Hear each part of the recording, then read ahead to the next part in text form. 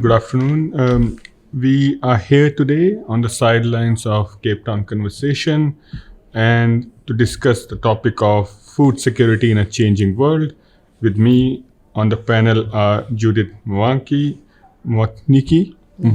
apologies, Program Manager, Food Security and Livelihood from Consortium for Economic Research and Development Studies, Kenya, and Bhakti Sharma, National Executive Committee Member, Bharatiya Janata Yuva Morcha from India.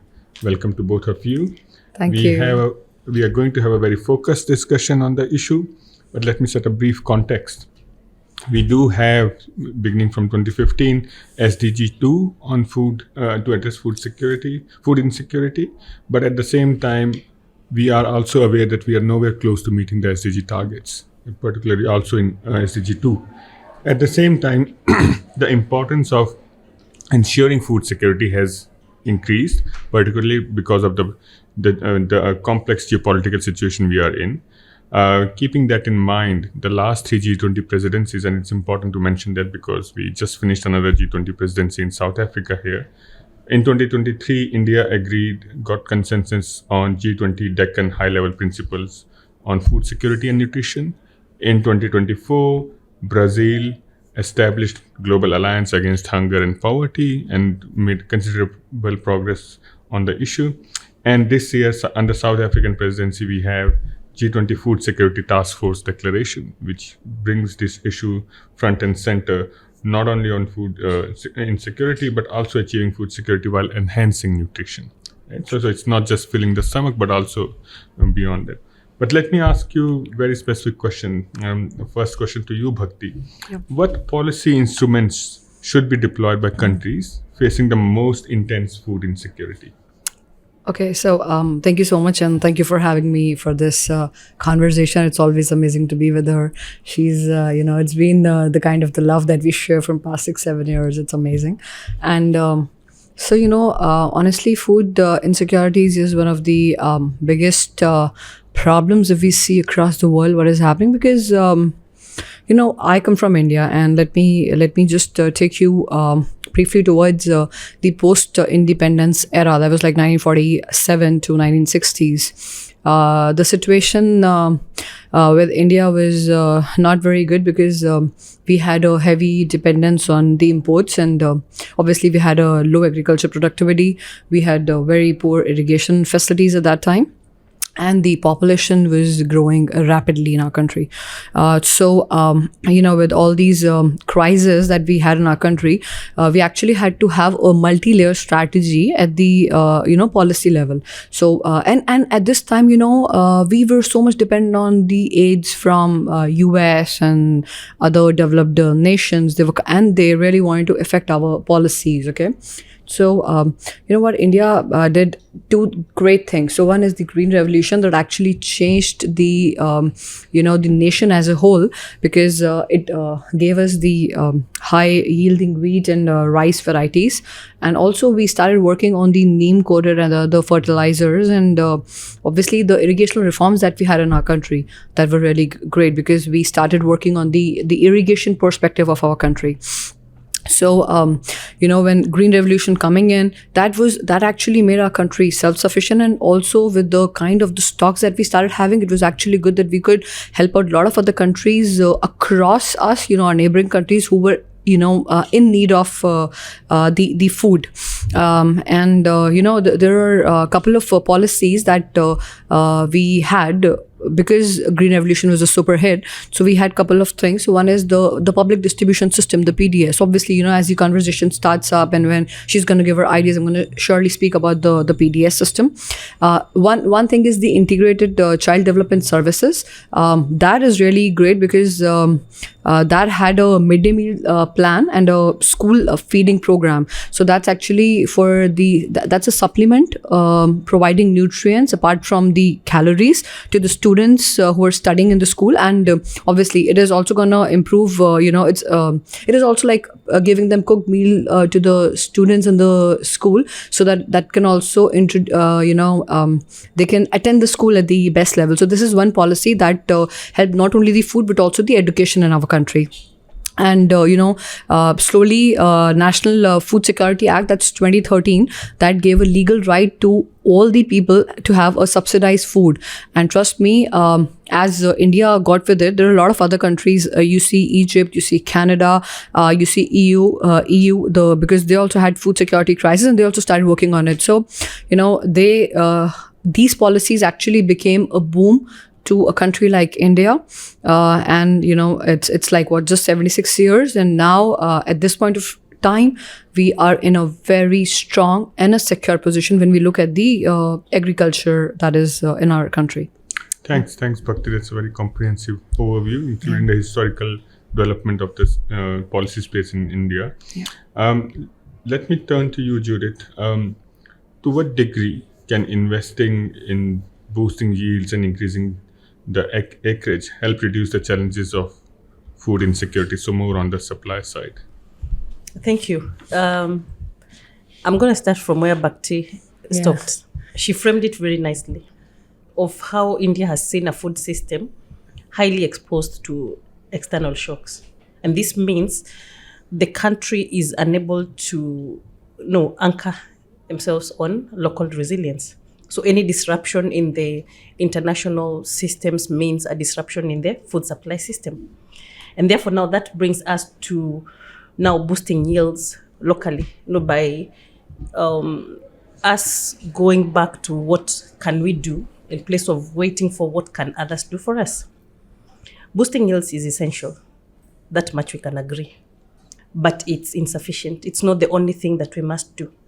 It must be a broader systemic approach to ensure we reduce food insecurity.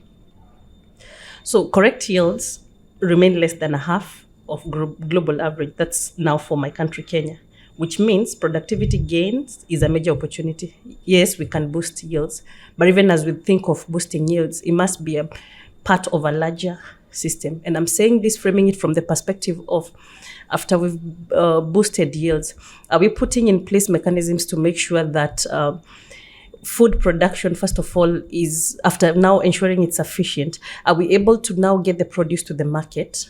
Or do we continue with the current system in the world where we grapple with both overproduction, where there is a lot of food waste because either the food cannot get to the market or just any of the other mechanisms that lead to food waste? Or are we again looking at the whole agri-value chain from production into value addition, into market dynamics? And therefore, we have to look at it on a very multifaceted approach. For productivity, part of what what I've had experience with is, one, scaling improved seeds, that is using better seed varieties to ensure better productivity. And even as we look at productivity as a factor of very many inputs, which include soil health, fertilizer input, quality of seed, and along the way, crop husbandry practices. If we start off with poor seed varieties, it means all the other inputs will go to waste. And therefore, we also need to think of regenerative practices to make sure that soils are able to self-regenerate and as inputs into climate-smart agriculture. So as we look into this, and noting that land is a limited resource, meaning expansion in terms of acreage, in terms of thinking of it in terms of how many more acres are we able to do, is limited. So we need to see how much can we do with the available land resource. And this also involves what we call mixed cropping. Mixed cropping is for traditionally one crop growing system, you incorporate various other crops. We know, for instance, if you grow grain and legumes in the same area, legumes are nitrogen fixing, which means they improve the soil, better for grains to survive. And this also protects farmers in instances where, for instance, a disease comes that is affecting, let's say like blight comes and it's affecting, say, potatoes. A farmer who had planted potatoes, maize, and beans in the same farm is likely to do better because blight will wipe out one crop, affect one crop, and leave the others going on. And this now again boils down to what gets to the dinner table for the farm family as a balanced diet, like a farm family that is able to grow maize, beans, pulses, potatoes and rear small livestock, that is chicken, rabbits, and all that, will have a better balanced meal because they are able to get that locally from themselves. And therefore, yes, boosting yields per acreage will help prevent food insecurity. But we must look beyond just working towards boosting production to all the other mechanisms. But even then, we must also think about climate smart agriculture. Think about bringing back the orphaned crops, that is the millets, the sorghums, that were traditionally known to do well within our ecosystems, that are less water intensive, less labor intensive, less, they are more green in terms of they take less but yield more from the environment. And unless we sort the issues on market access, on distribution, that means, is there proper access?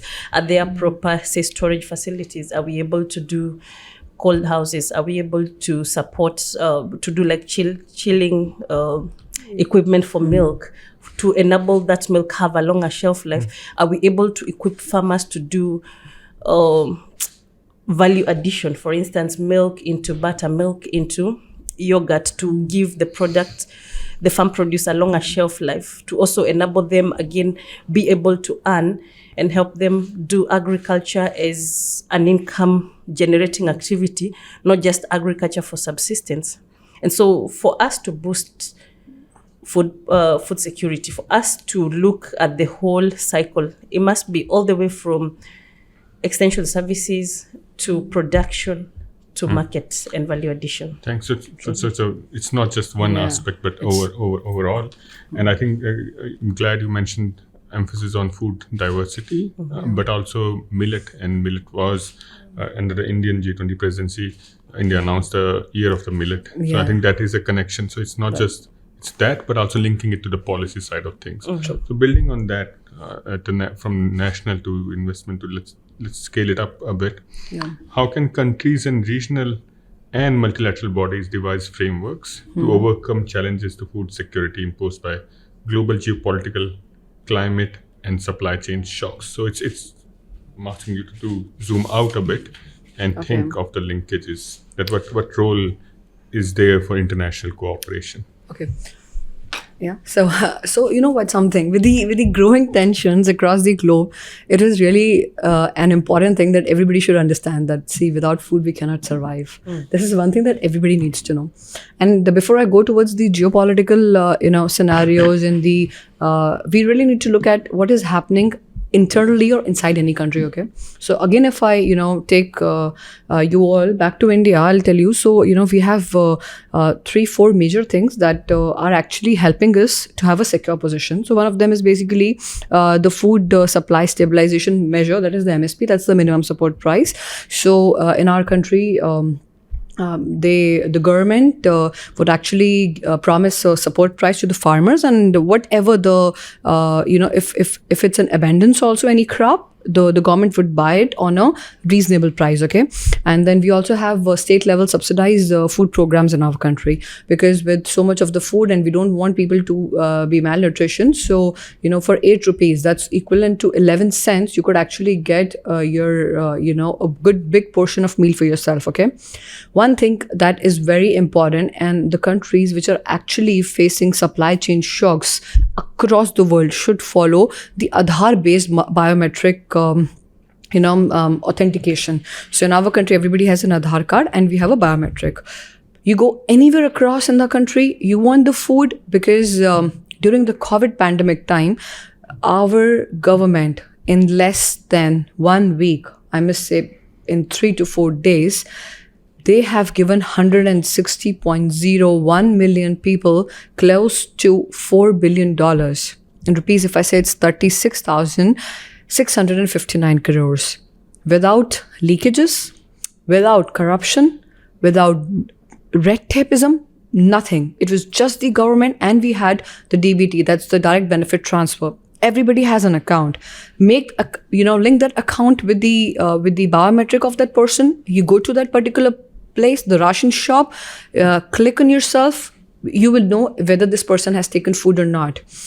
This is gonna actually, cut the line of corruption between the government and the main consumer who's actually sitting over there. So this is one thing which a lot of countries can actually work upon. Okay. So when I look at the geopolitical climate and supply chain shocks, there's one more thing that we need to understand is with the supply chain shocks. Our government and India has specifically worked on 3-4 things. That is, as you were also speaking about, the multiple crops for the farmlands, okay, and tolerant variety of seeds that India has been working on. That's the multi crops. It's just because even at any point of time, if one crop fails, the second, the third, and the fourth, they will not fail, okay. And yes, promoting of millets, any of the one hardy crop is something that our government is working on, okay. One thing that I really want to focus is on the irrigation. So I was going with the data in past 15 years only. If you look upon, so close to 50 million hectares of irrigated land we had, and that has risen up to 70 million hectares of land in our country, because we're so much focusing on the drip irrigation. We're also focusing on the rainwater harvesting and solar powered pumps. Solar power pumps is the new AI, if you look in the perspective of a country like India. And one of the foremost policies, the PM Kusum Yojana, that has actually made so we are investing close to $4.1 billion US, and that is going to give close to 34,800 megawatts of electricity. Imagine, so when you look at the climate tensions across different zones of the world, India might actually be able to work on it, that it is not going to give so much of tensions when it comes to the agriculture. One thing is we're also working on the digital platforms, and we're connecting with the farmers. We have a dedicated agricultural channel on our TVs where people can actually speak, the farmers can actually speak to the concerned authorities or somebody who has who has a master's in that to understand the agriculture produce. Also the insurance program that we have in our country. That's really, if somebody has a crop failure or, some drought comes up, famine comes up. So it is the government who's going to take care of the farmers of the country. One thing, this is going to look, out of the context, but the road infrastructure, the kind of the investment that is done, it is directly related to the farmers, because the perishable crops are able to now get transferred. Something which used to take a week, now it's going to just get like in a day or two. And when the geopolitical tensions are growing up, so there are just a couple of things that all the countries have to understand, that you need to have diversified sources. It's okay if you're not in good terms with one country, the second could come up. The regional blocks, it's shifting towards the ASEAN, it's shifting towards the South global. That's the new trend. So, the countries really need to focus on that, because India is more focused with such things. Yeah. Thanks. Judith, last word, and if you can zoom out a bit. Okay. Thank you. So, over the past 5 years, 2 major happenings really affected agriculture. Yeah.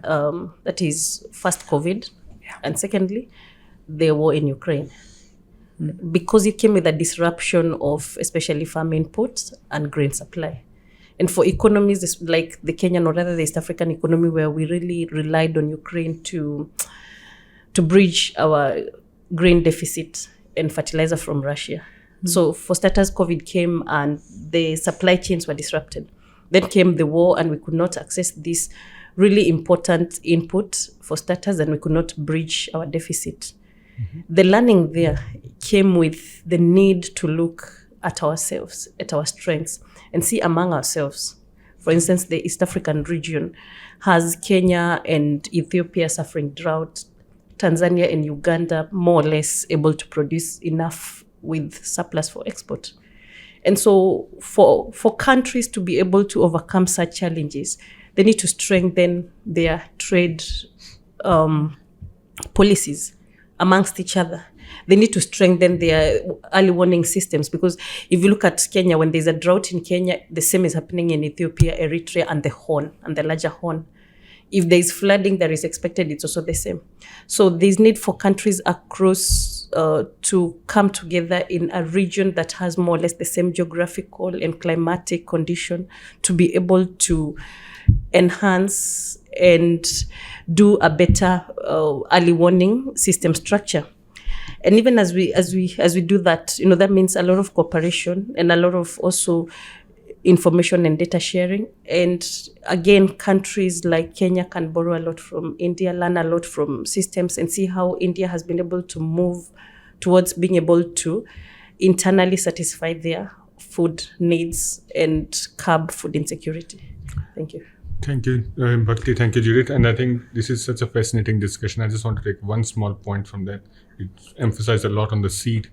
And this is something so important. If you look at South Africa, there's a book on life of a shareholder farmer. The title of the book is The Seed is Mine. Yeah. Right? And if you look at Norway, which has a seed bank, right, in the seed bank world. So the scale of this issue is from a single farmer to a global thinking about future. So thank you very much for bringing all these issues to light. Thank you. Thank you. Thank Thank you. you for having us here. Thank you.